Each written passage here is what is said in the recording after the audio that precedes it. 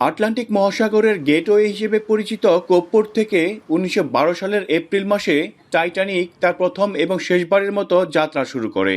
আর এই জাহাজের ইতিহাসের সঙ্গে ওতপ্রোতভাবে জড়িয়ে আছে আয়ারল্যান্ডের কোপ পোর্ট।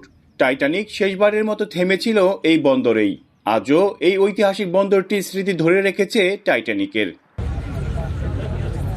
টাইটানিক ডুবে যাওয়ার ১১৩ বছর পূর্তিতে বন্দরটিতে অনুষ্ঠিত হয়েছে বিশেষ স্মৃতিচারণ। ঐতিহাসিক ঘটনার কালের সাক্ষী এখন এই কোপ পোর্ট। বান্ডেল থাকলে প্রতি সেনমানিতে টাকা বাঁচবে।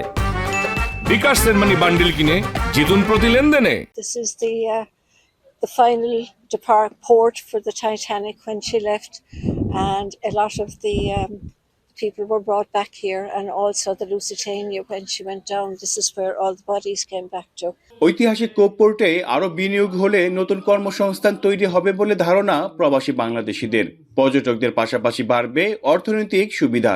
কোপ পর্যটন এরিয়া হিসাবে বাংলাদেশিদের এখানে বিভিন্ন প্রতিষ্ঠান গড়ে তুলছেন, ফলে এখানে বাংলাদেশিদের বিভিন্ন কর্মসংস্থানের ব্যবস্থা হচ্ছে, পাশাপাশি উভয় দেশেরই অর্থনৈতিক উন্নয়নের জন্য ভূমিকা রাখছে।